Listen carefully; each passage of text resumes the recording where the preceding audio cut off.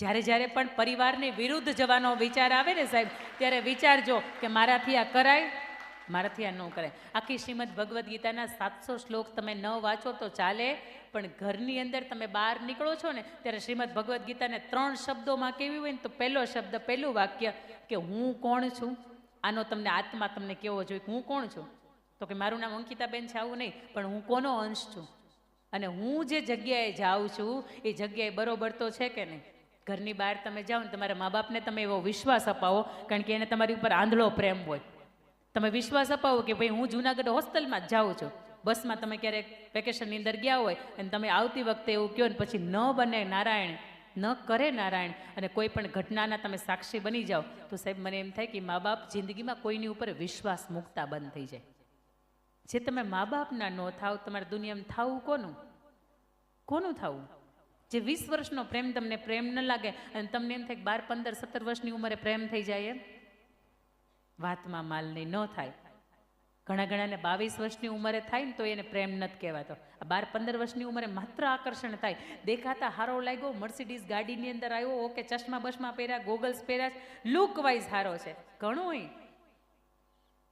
એક વખત જ્યારે જીવતરને સોંપો ને ત્યારે નક્કી કરજો કે વ્યક્તિ તમારી કિંમત કરશે કે નહીં. તમારી કિંમત છે સામે એટલી એની કિંમત છે કે નહીં. 1 મહિના પહેલાં પાટીદાર સમાજમાંથી એક ઘટના બની, સતત એ મીડિયાની અંદર હાઈલાઇટ ઉપર એ ઘટના આવી કે દીકરી કલાકાર છે અને જ્યારે પાત્રની ગોતવાની પસંદગીની અંદર કોઈ ભૂલ થાય છતાં એ દીકરી એવું કે તો મારું જીવન છે, તમે કોઈ એમાં વચ્ચે ન પડે તો સારી વાત છે. મને એમ થાય કે દીકરીને જ્યારે મંચ ઉપર આવવું હતું ને ત્યારે કેટલાય મા બાપે એવું કીધું હતું કે નહીં, દીકરીને આટલી બધી છૂટછાટ ન દેવાય, છતાં એને પપ્પાએ એવું કીધું હતું કે મારે દીકરો થઈને ઊભી રહેશે. અને દીકરીએ ઘરે એવું કીધું હતું, પપ્પા ચિંતા નહીં કરતા, હું તમારો દીકરો થઈને ઊભી રહેશે. પણ જ્યારે આવી ઘટનાઓ બની જાય ને જીવનની અંદર, તે દિવસે મા બાપ છે ને જે આમ માથું રહીને ચાલતા હોય ને, આમ એ બધું માથું નીચું પડી જાય. અને જીવતા લાશ બનાવવાનો અધિકાર એક દીકરી તરીકે બાપના જીવનમાં ક્યારેય આપણને નથી. લોયાલિટી આપણને શીખવે છે, હંમેશા વફાદાર રહ્યો. કોઈ વ્યક્તિ તમને વફાદારીથી ઓળખશે, કોઈ વ્યક્તિ તમને ચરિત્રથી ઓળખશે, કોઈ વ્યક્તિ તમે સુંદર લાગો છો આનાથી નહીં ઓળખે. ઐશ્વર્યા રાય જે તે સમયે એને જ્યારે મિસ વર્લ્ડનો ખિતાબ મળ્યો ને ત્યારે સુંદર દેખાતી હતી, પણ અત્યારે તમે જુઓ તમને એમ થાય કે આ ઐશ્વર્યા રાય હશે. સુંદરતા એવી વસ્તુ છે કે આવતીકાલે બદલી જાય. તમે સમાજ ઓળખે છે ને તો એ તમારી નીતિમત્તા, વફાદારી, પ્રામાણિકતા ને તમારા ચરિત્રથી ઓળખે છે. અને આજે પણ તમે મેકઅપ કરેલા હોય, સુંદર લાગતા હોય, વાતની અંદર હું બિલકુલ સાક્ષી નથી. કારણ કે જે મેકઅપના તમે 1000, 2000 રૂપિયા આપ્યા હોય બેન, હાંજ થાય તો આપણે ગહીને કંઈ કાઢી નાખીએ. સાચી વાત કે નહીં? કોકના લગ્નમાં તૈયાર થયા હોય, તમે સવારમાં 50 સેલ્ફી પાડો, બીજા 50 ફોટા પડાવો, પણ હાંજ થાય ને એટલે ડ્રેસઅપ ચેન્જ થાય ને એની વાર આપણે મેકઅપે કાઢી નાખીએ. જો 2000ના મેકઅપથી સુંદર લાગતા હોય તો આપણે રાખી ન દઈએ, પરમેનન્ટનો મેકઅપ કરાવી નાખીએ. પણ છતાં આપણને ખબર છે કે આપણે ચરિત્રથી ઉજળા છીએ અને ચરિત્રથી માથું ઊંચું રાખીને ચાલી શકાય. મેકઅપથી ક્યારેય સુંદર ન લાગી શકાય. એલ પછી આવે છે એમ, મોટિવેટેડ બાય સેલ્ફ. મેચ્યોરિટી કોને કહેવાય? પપ્પાની અવસ્થા સારી કમાણી કરી શકે એવી નથી. પપ્પાની અવસ્થા એવી બિલકુલ નથી કે વર્ષના મારે 2 પ્રવાસ થાય એની ફી ભરી શકે. પપ્પાની અવસ્થા એવી બિલકુલ નથી કે મને હું ઈચ્છું ને એ પ્રમાણેનું જીવન આપી શકે. તો બેટા આ મેચ્યોરિટીની વાત છે, આ મોટિવેશનની, સેલ્ફ મોટિવેશનની વાત છે કે મારા મા બાપનો જેવો સમય છે ને મારે એ પ્રમાણે ચલાય. મારા ગામનું જોઈને મારા મા બાપને દુઃખી ન કરાય. એ ગામ તો ઝારાના કપડાં પહેરે ભાઈ, એની પાસે તેવડ છે, એની પાસે તાકાત છે, એના પપ્પા એના પાછળ ખર્ચી શકે છે. પણ આપણી પાસે કેપેસિટી ઝૂડિયોની છે તો આપણે એમાં ક્યાં ખુલ્લા રહી છીએ? આપણે ઝૂડિયું નહીં પહેરી શકીએ ને. Motivated by self. એના પછી આવશે એન, નેશન્સ લવર. રાષ્ટ્રપ્રેમી બનો. 15મી ઓગસ્ટે તમે ધ્વજા ફરકાવો ને તમે એમ કહો કાન બાન ને તાન તિરંગા અમારા હે. 26મી જાન્યુઆરી આવે ત્યારે તમે એમ કહો આન બાન ને શાન તિરંગા અમારા હે. પણ એના બીજા દિવસે તમે જોયું તિરંગાની કિંમત શું થાય? હૃદયની અંદર હંમેશા રાખો કે મારા કોઈ પણ કામથી મારા દેશને નુકસાની ન થાય ને એની પહેલી જવાબદારી ભારતીય નાગરિક તરીકે મારી છે. આર્મીની અંદર ન જાઓ તો ચાલે, દુશ્મના દેશના દુશ્મનો હોય ને એની સામે તમે ન લડો તો ચાલે, પણ જે સંપત્તિ તમારા પિતાશ્રીની નથી, જે સંપત્તિ તમારા પિતાશ્રીની નથી, જે સંપત્તિને તમે નુકસાન ન પહોંચાડો ને, આ એક પ્રકારની રાષ્ટ્ર સેવા છે. તમે કોઈ પણ ગાર્ડનની અંદર જાઓ, એના પાંદડા તોડ્યા જ કરો, એના પાંદડા તોડ્યા જ કરો, પાંદડા તોડ્યા જ કરો, કાંઈ ફાયદો? કેટલા મેં તો એવાય બહેનો જોયા છે કે કોઈ ગાર્ડનની અંદર જાય, નાળિયેરી હોય, એ નાળિયેરીની અંદર પરિકરથી લખે, ભાઈ અમારો ABCDનો A થાય, અમારો C થાય, અમારો P થાય, એમાં મોટા મોટા દિલ દોરે, વચ્ચેથી એક આમ નિશાન મારે અને એમાંથી 2 વ્યક્તિના નામ લખે. તમારા બાપાનો બગીચો છે, તમારા પિતાશ્રીની સંપત્તિ છે. કેટલાય તો તમે તમારો ઘરના જે દરવાજા છે ને એને હળવેકથી બંધ કરે, આમ હળવેકથી. હોસ્ટેલ દરવાજા ધડાધડી પિતાશ્રીની સંપત્તિ છે.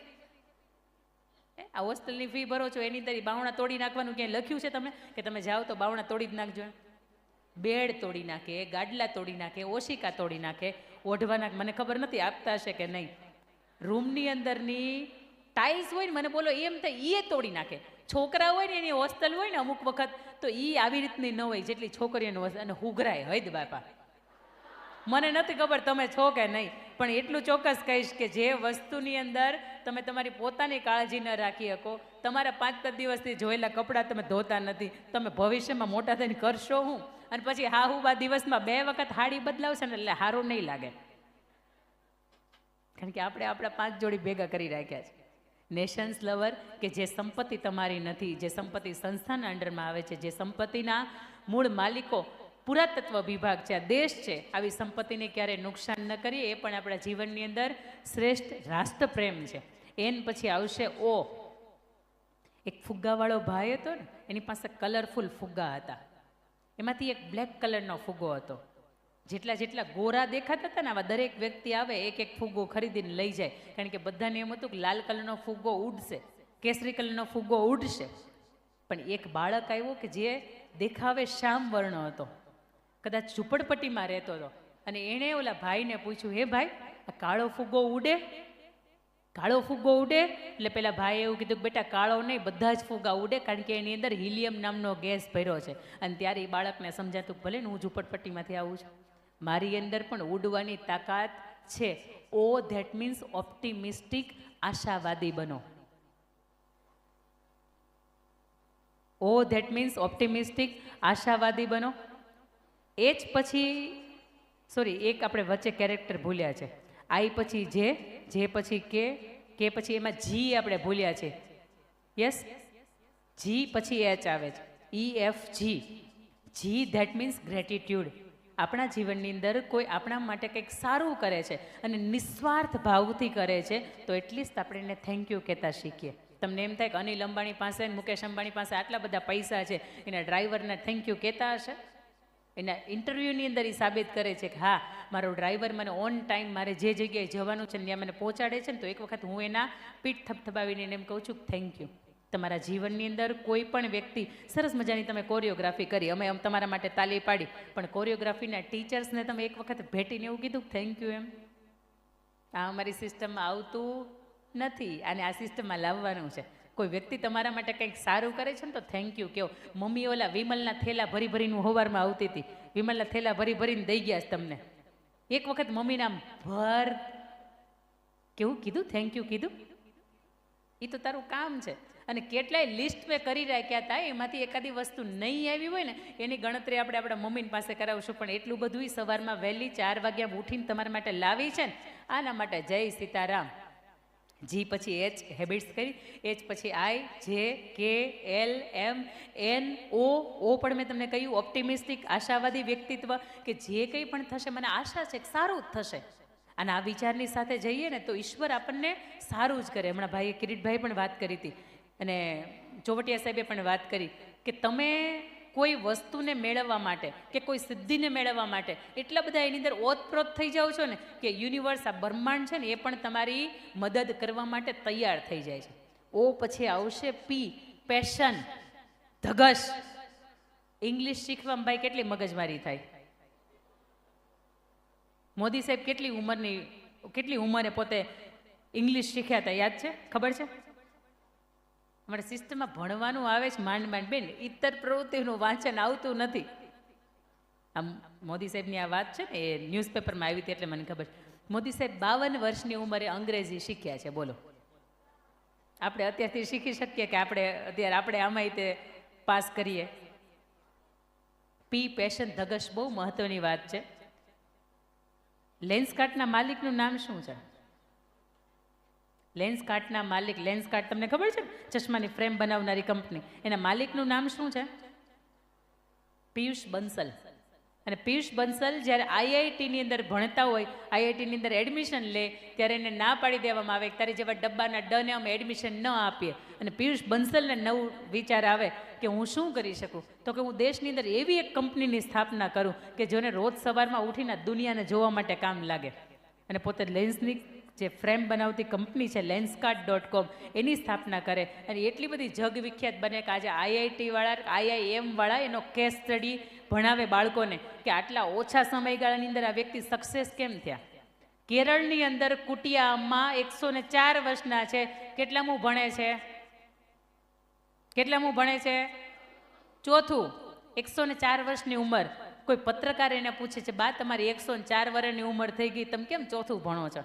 તમને અત્યારે આ સમયે કેમ ભણવાનું મન થયું? અને બાએ એવું કીધું હતું કે અમારા સમયમાં અમારે ભણવું હતું ને અમને ભણવા નહોતા દીધા, પણ ભગવાન હવે લેવા આવે ને તો ભગવાન કેવું છે, પ્રાઇમરી શિક્ષણ પૂરું થઈ જાય ને પછી જ લેવા આવશે. આ ધગશ છે, આ ધગશ છે. જો તમારા જીવનની અંદર ધગશ હોય ને તો બધું જ વ્યક્તિ, બધું જ વસ્તુ છે ને તમે એ આસાનીથી કોઈ પણ જાતના સ્ટ્રેસ વગર તમે એને મેળવી શકો. એના પછીનો કેરેક્ટર આવશે પી, પછી Q, quality time spend with your family.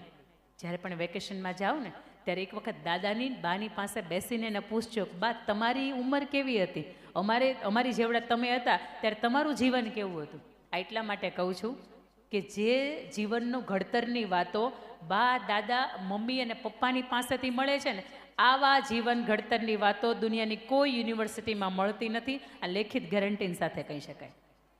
કારણ કે રોટલો ઘડવો હોય તો તમે યુટ્યુબમાંથી જોઈને શીખી શકો, પણ એ મમ્મી તમને પાસે બેસીને આમાં ઘડતા શીખવાડતી હોય ને, એ રીત અને એ ભાત હોય ને આખી અલગ જ પડતી હોય. Quality time spend with your family. જ્યારે પણ વેકેશનની અંદર તમે જાઓ છો, હવે બહુ ઓછા વર્ષોના તમે તમારા પિયરમાં મહેમાન છો, તમારા પિતાશ્રીના આંગણે હવે બહુ ઓછા વર્ષોના તમે મહેમાન છો. અને ઓછા વર્ષો પછી એક જે ઠેકાણે જવાનું છે.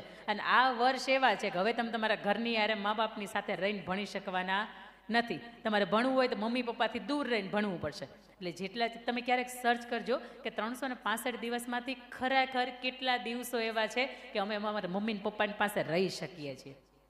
આનો સરવાળો 100 દિવસ નહીં આવે, આનો સરવાળો 100 દિવસ નહીં આવે.